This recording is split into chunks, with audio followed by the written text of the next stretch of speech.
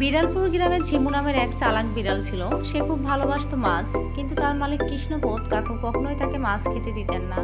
একদিন কাকু বাজার থেকে রুই মাছ এনে রান্নাঘরের জানালায় রেখে দিলেন। সুযোগ বুঝে ঝিমু একটা মাত্র মাছ মুখে নিয়ে পালিয়ে গেল।